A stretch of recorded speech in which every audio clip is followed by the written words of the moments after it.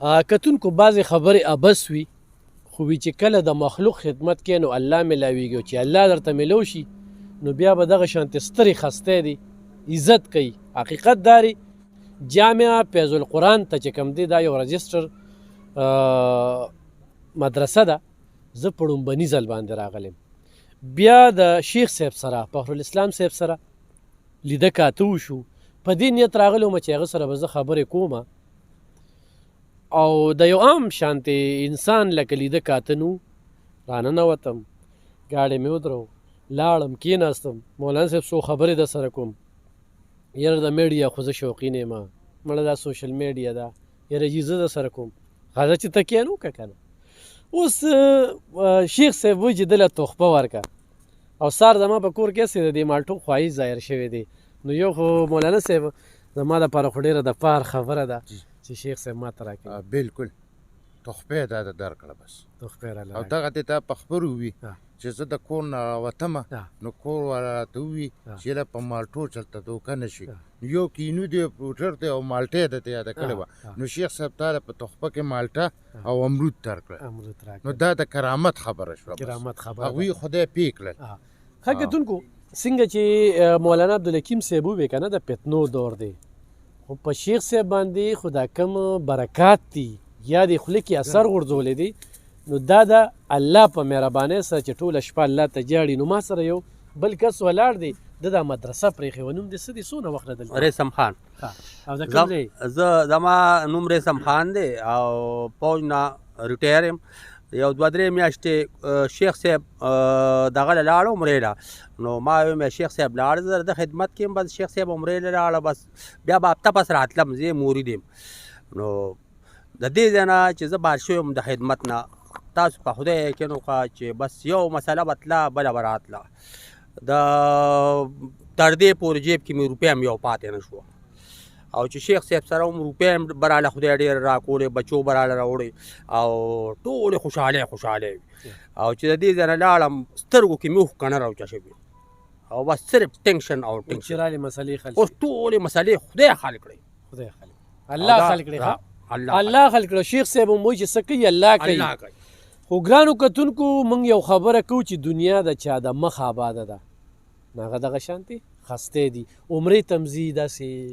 جی رمضان کې عمرې ته م ځي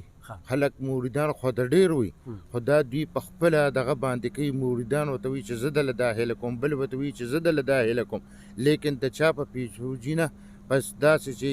دم درود کې ورته راشي یا داسې د مدرسې پیسې امانت پرتې وي هغې کې هم خیانت نه کوي او شیخ صاحب چې دی نو دوی ټول عمر په سیکل ګرځېدل او بیا د هغې نه پس په موټر سیکل ګرځېده او اوس چې دی بس دا موریدانې دي شاګردانې دي بس چې چلته ضرورت راشي نو بس ګاډې ورته خدای پاک حاضر کوي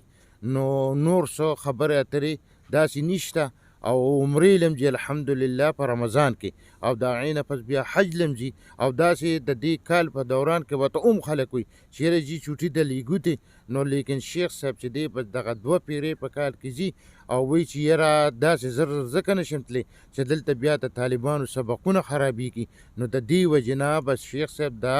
په کال کې 2 پیرې ځي او رمضان کې د حجونو باره کې خدا وایي چې ما ته په خپله تپوس کړی دی چې یاره بچي ما ته د خپل د حجونو تعداد نه دی معلوم نه د عمرو معلوم دی او نه د حجونو معلوم دی پته نه لګي چې څونه مې وکړو د الله دغه ته وګوره د سیکل نه د سیکل نه او د اجونو د عمرو تعداد نه معلوم ښه تاسو مولانا صاحب څنګه دم درود وکړو که نه دا ما اوس شیخ صاحب سره دا خبرې وکړې یو سړی ویو دونه پیسې بږدې لکه دا خو د سړي خوښه ده خو 10 روپۍ دی خو 100 روپۍ دی یا مدرسې له ورکوي شیخ صاحب له ورکوي که نه څه قدغن دی نه جي دلته داسې په د دم درود داسې کار دی چې هر قسمه خلک راځي نارینه هم راځي زنانه هم راځي بس کو 40 روپۍ ورکوي کو 40 ورکوي هر سړی په خپل سره دغه طاقت سره پیسې ورکوي دا وینا نشته په دم درود کیږي او هغې نه پس چې دی بیا چې سی کېښودل په دې مدرسه کې په طالبانو لګي په دې مدرسه کې مدرسین دي 12 کسان تقریبا هغوی له د 10 بچوچې انتظام سره د ارسو نو په دا نشته قطعا چې ته دونه پیسې کېده من هغه دم درود والا نه زما والد صاحب نه زه په خپله دم درود کوم او دا خبرې نشته بس چې چا سره راکړل په دې مدرسه کې په طالبانو د استادانو په تنها او په د استادانو په چی باندې لګي دا بیلونه دي دا ټول زما والد صاحب د خپل جیب نه عوامو نه څه غواړي بس کو چا د خپل اندې د خدای په نوم څه ورکړه ټیک ده لیکن دا خبره نشته دم درود چې دی زمونږ دلته دا زمونږ ته پیر سباق باباجي صاحب رحمت الله علیه چې 2003 کې وفات شوی دی د هغوی طریقه ده موږ د هغوی په طریقه روان یو د لډن ډیری بابا په طریقه باندې روان یو چې هغوی وی چې بس دم درود مو کو ساه هم ورکو تعویض هم ورکو خدای به کار کوي لیکن تاسو به چاته نه وایئ چې موږ له دونه پیسې راکړئ نو زما والد صاحب او اوس دا دم درود یې ماته حواله کړی د هغوی هم کوي خو هغوی سره چونکې خلک میلاویږي نو اوس دا دم درود زه کوم لیکن دا خبره نشته بس د هغوی په نقش و قدم موږ د خپلو مشرانو زما والد صاحب او بیا ورپسې موږ ټول وروریانو او ټول خاندان د پیر سباق باباجي صاحب د لډن ډیری بابا په طریقه باندې په نقش و قدم باندې روان یو او دم درود د خدای د رضا دپاره د رضا دپاره کوو بل دا ده چې شیخ صاحب سره میلاویږي مازدیګر مانځه نه د وروستو راځي د مازدیګر مونځ نه وروستو د ماښامه پورې شیخ صاحب دا ټیم خلکو ته وخت دی او دروازې درس کوي بس ګرانو کتونکو هسې نه چې تاسو ده ووایه چې د پیرۍ موریدۍ اشتهار کوي او تشهیر کوي ولې چې جعلي پیران او دغه ډېر زیات راوتري هرګز داسې نه ده او یو خبره دا ده جی چې دا به اوس